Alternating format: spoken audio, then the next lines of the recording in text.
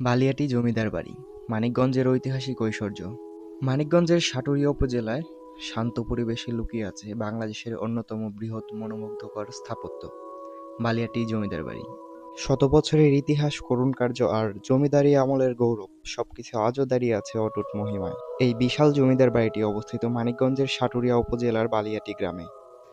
মানিকগঞ্জ শহর থেকে এর দূরত্ব প্রায় ২৫ কিলোমিটার, আর ঢাকা থেকে প্রায় ৫০ থেকে ৬০ কিলোমিটারের পথ।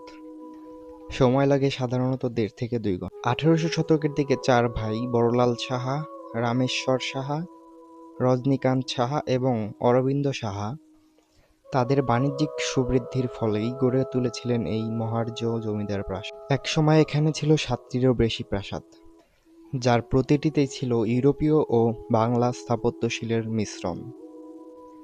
চুন, সুরকি, লাল ইট আর রাজকীয় নকশা সব মিলিয়ে এটি এক স্থাপত্যের অনন্য উদাহরণ। এখানে পরিচালিত হতো বিচার, অতিথি আপ্যায়ন, নানা উৎসব আর জমিদারি কার্যক্রম।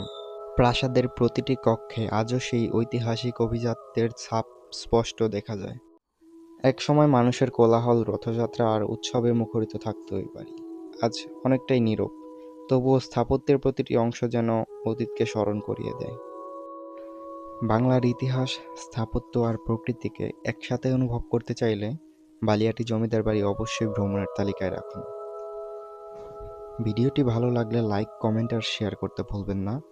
আর ভ্রমণ বিষয়ক আরও ভিডিওর জন্য চ্যানেলটিকে সাবস্ক্রাইব করে পাশেই থাকুন। আল্লাহ হাফেজ।